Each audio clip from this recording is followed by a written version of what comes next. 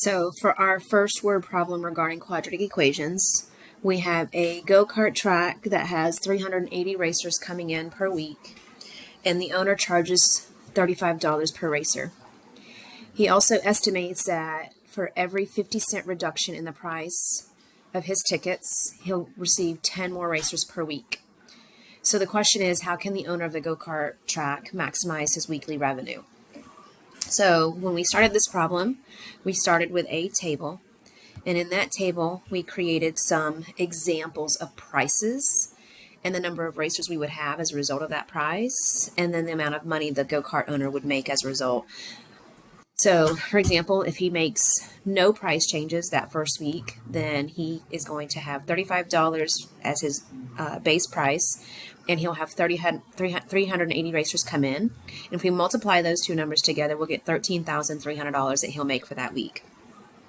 But if the next week he reduces the price by 50 cents or by $1 or by $1.50 and so forth, he'll get 10 additional racers every time. So either he'll have 390, 400, 410, and so forth.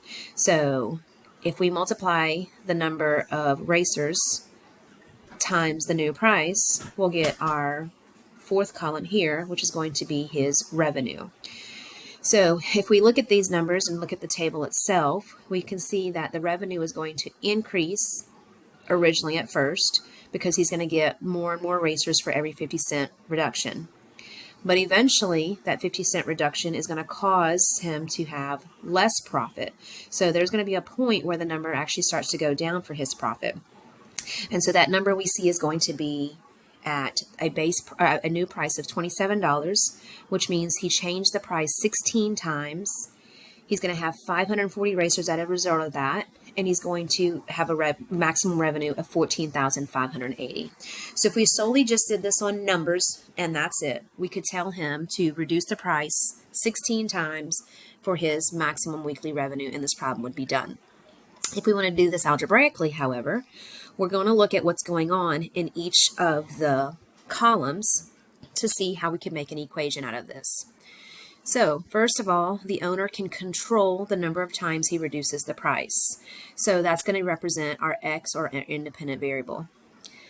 Dependent is going to be your money, your revenue, because that is going to be dependent upon the new price of the tickets. So if we look at this first column as our X, our independent variable, this second column, you'll notice, is going to subtract 50 cents every single time, dependent upon what X is. So if it's only one reduction, we have 35 minus 0.5. If it's 4 reductions, we have 35 minus 0.4 times, 4 times 0.5, and so forth. So for this middle column, the second column here, we see that we are subtracting 0.5x every single time to get our new price. But for this third column, every single time we reduce that price, we get 10 additional racers. So for example, if I change the price once, I'll have 380 plus 10 times 1. But if I change it 4 times, I'll get 380 plus 4 times 10.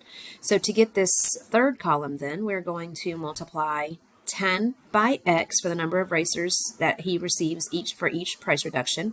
We're going to add that to 380. And then to get this last column, we're going to multiply the price times the number of racers, and that's going to give us our revenue.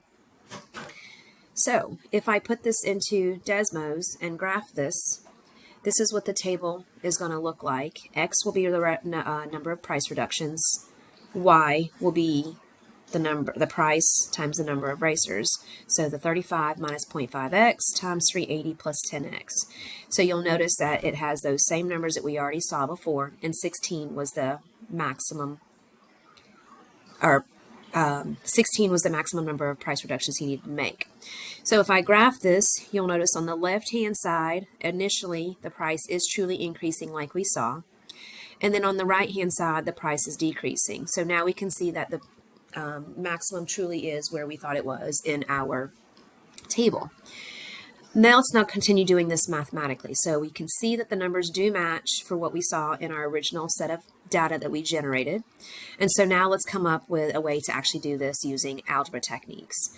So we already said what x was, we already said what y was, we already have our equation. And so now what we can do is we can FOIL this.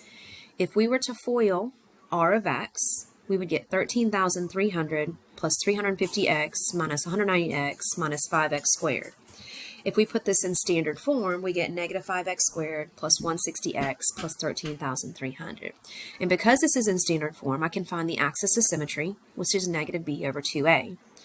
Plugging in 160 and negative 5, I end up with 160 divided by 2 times negative 5, and then I have a negative in front of that. So I get that same number of 16, and since x represents the number of times to reduce the price, we know that 16 is going to be what's give us our maximum. We'll plug in 16 into the original equation, whether it's the one with the parentheses we started with or the new standard form, and we truly do get that $14,580.